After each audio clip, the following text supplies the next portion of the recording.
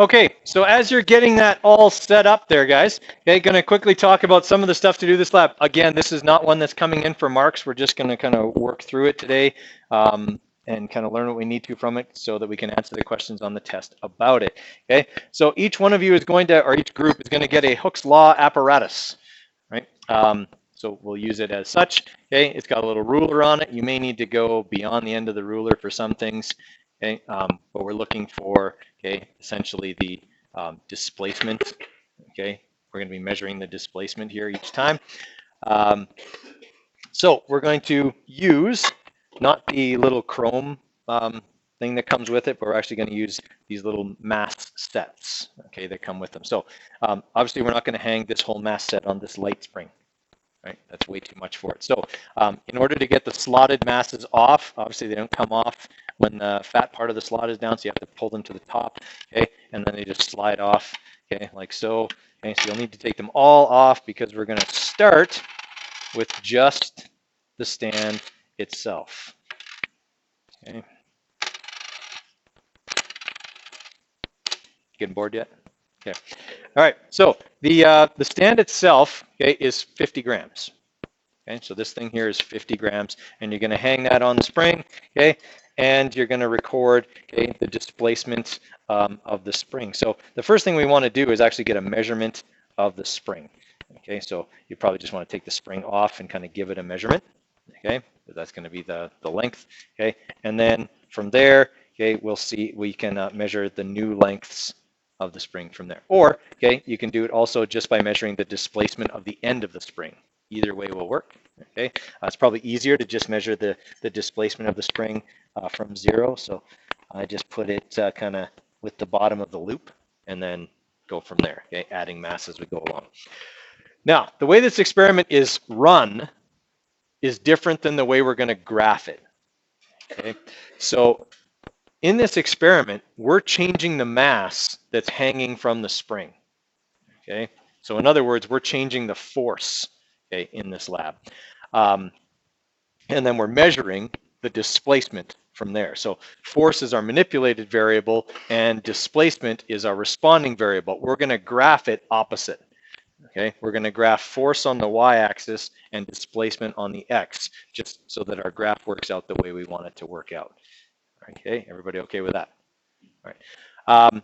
So the force applied, okay, displacement. Obviously, the spring constant is also a variable, but it'll be a controlled variable, as is the acceleration due to gravity. That's what's helping us to get that consistent force. We're using gravity to pull on the spring.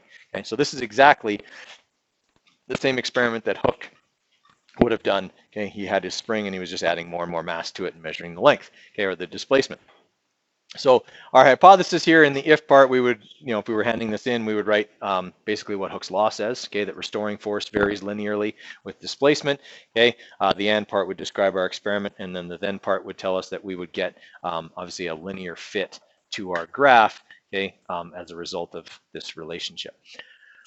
Okay, so you have that chart, right? It's in your, I built it already in the lab report. All right, so what we're going to do is just quickly do the experiment. Okay, we're going to hang the slotted weight hook on the spring. Its mass is 50 grams. So obviously you're calculating the force. So it'll be mass in kilograms times 9.81. That's 0.05, 50 grams, okay, times 9.81, and measure the displacement, okay? And then you're going to quickly plot a graph of force versus displacement, as we said, with displacement on the x, force on the y, okay? And then at that point, right, we will I'll have you do the y equals mx plus b, and we'll talk about calculating the spring constant in the spring. Okay, and we'll talk about what our y-intercept represents. Okay, and kind of go through it from there.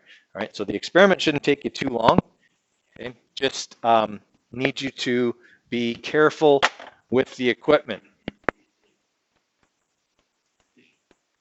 This is a very light spring. It is very easily deformed, okay? Don't set something on it. Don't stretch it really far, okay? Things like that. Only the amount of mass that you're told in the experiment should go on this. Don't put more than that on there. You'll overstretch it and they'll be ruined, okay? So please be careful with that equipment, okay? Make any adjustments you need to make, okay? The ruler, to adjust it, you squeeze the ends together, okay? And then when you let them go, it stays. Okay, so that's how that part works. It may need to be screwed onto the base a little bit tighter, Okay? Just a matter of kind of holding the screw at the bottom and turning it a little bit, and it'll tighten up. Okay, most of the time. Okay? Just like I said, be gentle with the equipment. Okay, treat it with some respect, and we should be looking at talking about this lab. I would say in 20 to 25 minutes. Shouldn't take any longer than that to get the data you need. Okay, so the Hooke's law apparatuses are in that box. The slotted masses are on top of the computer cart. Okay, that's all you need. The spring is in the manila envelope that comes with the Hooke's law apparatus. You guys want that one? Okay, so when you have your data finished, okay, you should have data that looks something like this. Okay, so you got your displacement and you got your forces. Okay, and the way I did this is I included at a force of 0, the length of the spring was 3 centimeters. Okay, so I included that. If you measured just from the bottom of the spring, then at a force of 0, you had a displacement of 0. It doesn't really matter which way you did it. Okay. So then what we saw here was an increase in the displacement, or for me, the length of the spring, as we added force to it. And that change was effectively linear. Okay, it wasn't perfect, but it was effectively linear. Okay, and so we saw increases with increased amounts of force being applied. Okay, now here's what we see. Okay, the first question in the analysis asked us using y equals mx plus b. So there's my equation right there, 10.5x. Okay, plus negative 0.31. Okay, that's my graphing equation for this one. Now, the slope of this line, okay, represents what?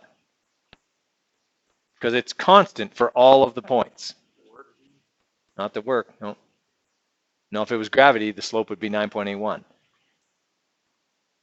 What's the same every time I added something to the spring? The spring, right? The slope of this line, think about what are the units for this line? It's newtons per meter. Okay, the slope of this line is the spring constant of the spring, 10.5 newtons, okay, to stretch it by 1 meter. You'd never stretch that spring 1 meter. It's not long enough, but okay, that's the spring constant. It would take 10.5 newtons to do that. We were obviously dealing with very small amounts of force, which is why we only managed to stretch it a few centimeters. Okay, so that the spring constant there is the slope of the line, because when we solve for that, okay, we have y minus b, which is the change in force, over x, the change in displacement. Okay, that gives us force over displacement, okay, which is k. Everybody all right with that? Okay. Now for us, that force ended up being positive because it was actually the restoring force and not the force of gravity. Like theoretically, we probably should have written in here that these forces were negative because they were actually the force of gravity. But because it wasn't oscillating, it was also the spring force pulling back up. Okay, now in terms of what our y-intercept represents, now it's more important that it's the x-intercept, but the y-intercept represents the force needed, okay, to essentially have the spring length be, for me, 0. Okay, if I wanted my spring to have a length of 0, I would have to apply negative 0.31 newtons worth of force to it.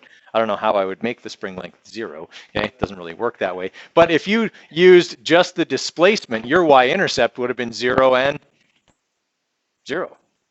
Right? Because at a force of 0, there would have been no displacement, okay, if you made your graph that way, right? For us, for those of us that did it this way, okay, effectively our x-intercept is the unstrained length of the spring, okay, and you can see that right here. My first point is where the force equals 0 and the displacement is not 0, it's the length of the spring. So when I'm not applying any force to the spring's length is 0.03 meters or 3 centimeters.